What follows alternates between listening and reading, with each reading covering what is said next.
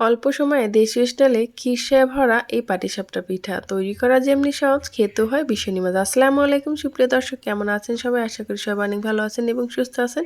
আজকে আমি তৈরি করব ভীষণই মজার শীতের একটি পিঠা রেসিপি, সেটা হলো পাটিসাপটা পিঠা।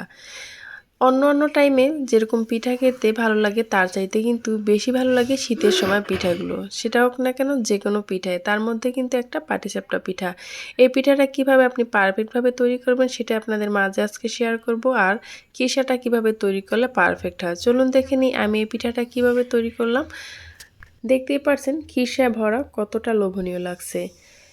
তার জন্য আমার প্রথমে লাগবে এখানে চালের গুঁড়ো। আমি এখানে ফ্রিজে রাখা চালের গুঁড়োটাই ব্যবহার করেছি, আপনারা চাইলে সাথে সাথে কিন্তু গুঁড়ো করে নিতে পারেন। আমি এখানে দিয়ে দিলাম 1 কাপ চালের গুঁড়ো, 1 কাপ আটা, সাথে আমি কিছু অল্প পরিমাণ দিয়ে দিচ্ছি চিনি, স্বাদ মতো লবণ। চালের গুঁড়োর সাথে যদি আপনি আটাটা ব্যবহার করেন কিংবা ময়দা, পিঠাটা কিন্তু অনেকটা সফট হবে। আর চালের গুঁড়া দিয়ে শুধু করলে এটা কিন্তু খেতে একটু মুচমুচে হবে, সেটা খেতেও ভালো লাগবে। আর যদি আপনি মুচমুচে এবং নরম দুটোই চান তাহলে কিন্তু চালের গুঁড়ো এবং ময়দা বা আটা মিক্স করে নিতে পারেন। আর শুধু আটা দিয়ে করলে সেটা খেতে বেশি একটা ভালো লাগে না, তাহলে সেটা একটু কাদা কাদা লাগে। সেজন্য চেষ্টা করবেন অর্ধেক চালের গুঁড়ো অর্ধেক আটা কিংবা ময়দা দেওয়ার জন্য।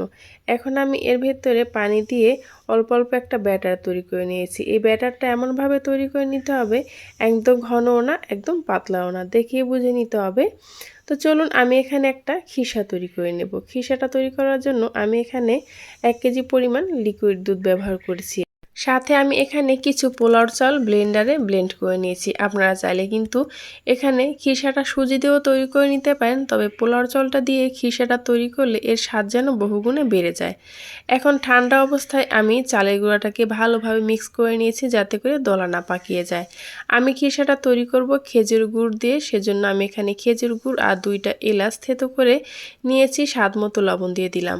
এখন এগুলোকে অনবরত নেড়েচেড়ে মিশিয়ে নিতে হবে যাতে করে দলা না পাকিয়ে যায়। যতক্ষণ না পর্যন্ত খিসাটা তৈরি হবে মিডিয়াম আঁচে এটাকে অনবরত নেড়ে খিসাটাকে তৈরি করে নিতে হবে। দেখতে পাচ্ছেন খিসাটা আমি কিভাবে তৈরি করেছি, একদম পাতলাও না একদম ঘনও না।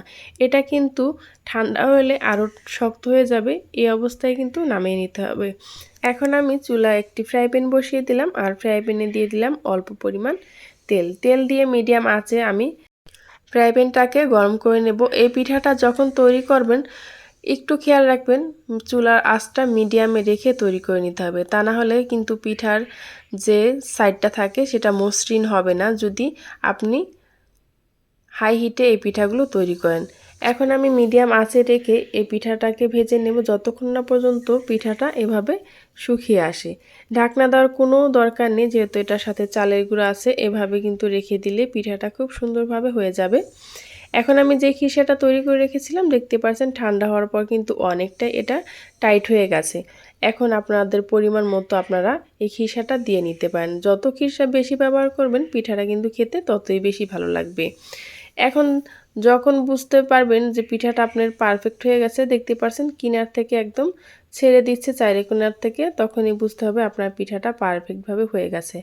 আর চুলার আঁচটা মিডিয়ামে রাখার কারণে পিঠাটা কতটা মসৃণ হয়েছে দেখতে পাচ্ছেন। আর চুলার জালটা যদি আপনি হাই হিটে তৈরি করেন তাহলে কিন্তু এর উপর ছিদ্র ছিদ্র একটা গদগদ হয়ে যাবে।